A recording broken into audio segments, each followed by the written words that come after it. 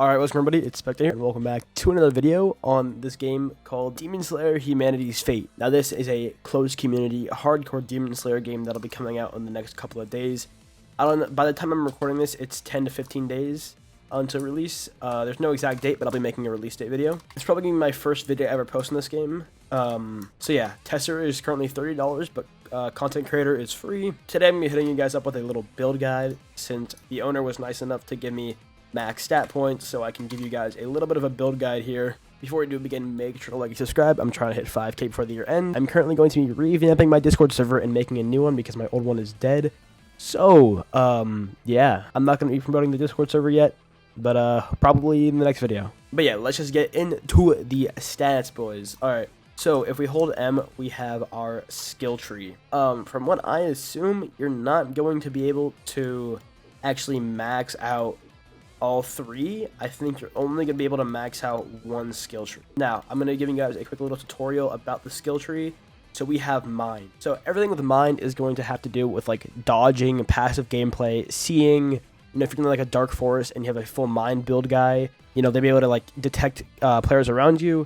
So Mind is going to have everything to do with that. Now, the way skill trees work is you guys can see these yellow little dots that I have upgraded.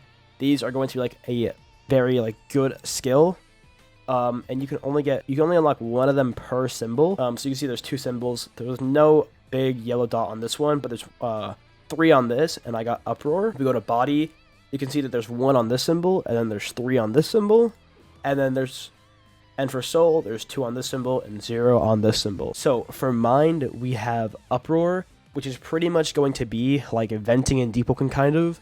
But after taking enough damage to where your Uproar bar will fill up, you'll be able to press E and pretty much knock the opponent off of you, so you're not getting infinite comboed. Then there's Opening Thread, reveals instant kill opportunities by forming an invisible thread linking to the closest enemy to you. This is probably going to be one of the best ones. I don't know, I really don't know how it works. But it'll probably be like, once the player is low enough that the thread will come up, and you'll only have like a couple seconds or maybe like a second to react to it. And then there's Spatial Awareness, which activate to reveal other players surrounding within a 150 stud radius. So for Uproar, these 2 little dots are going to be little upgrades for Uproar.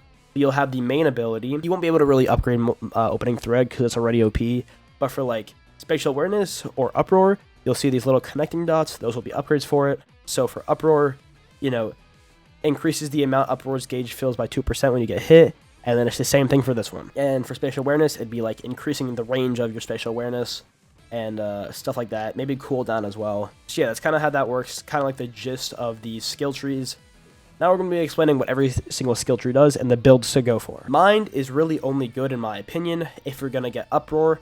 I mean, I'm pretty sure, so like you can decide whether you want Uproar or not. So like if you're a parry god, you're pretty much not going to need Uproar because you'll be able to parry the abilities. But if you're going to be getting infinite comboed and you're not the best at parrying, Uproar is definitely for you. Now the rest of Mind is like kind of passive gameplay, increases visibility at night. Because this is a closed community game, there are going to be like demon raids and stuff, and they'll be running around the night and stuff. So having this for like a demon raid would be pretty good.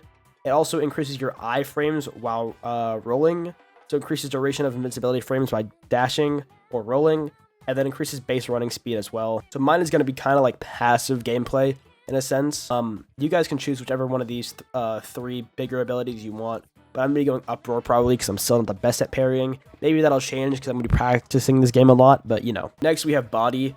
Body is of course going to be focusing on your strength physically. And then of course like your movement strength. So for Body, you'll be able to unlock Dash. I don't know if you already have Dash unlocked immediately. I assume you do. So I don't really know why it's a skill, but yeah, it's just normal dashing, just press Q and you roll. There's 2 paths for these early parts of bodies. So there's one straight line down the middle is going to be increasing your running speed, your dashing, your resistance to status effects, and it's going to increase your weapon and fist speed.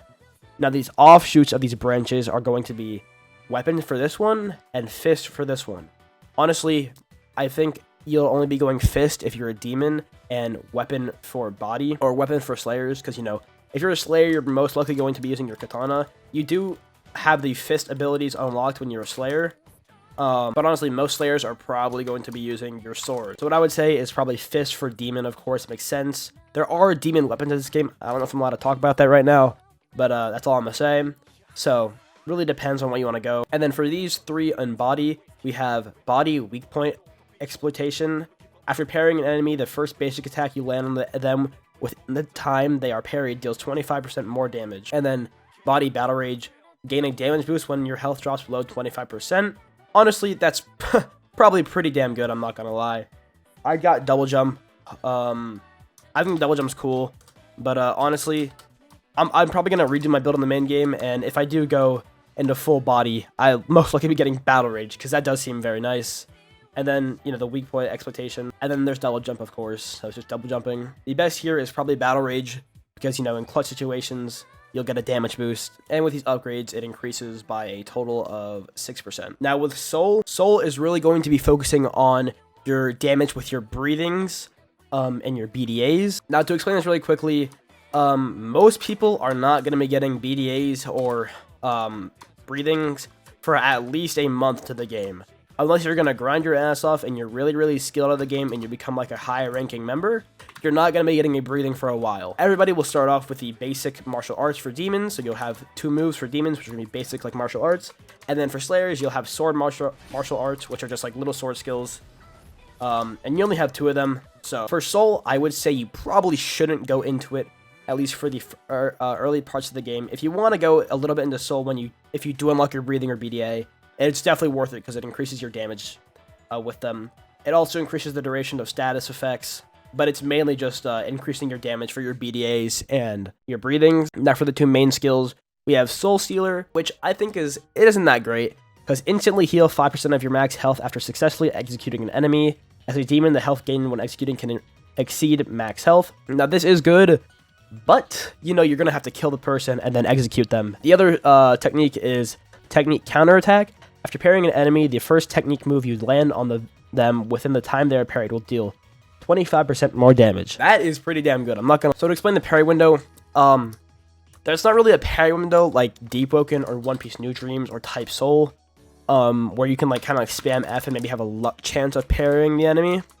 For this game, honestly, you have to just predict the person and parry them with like timing and just learn everything.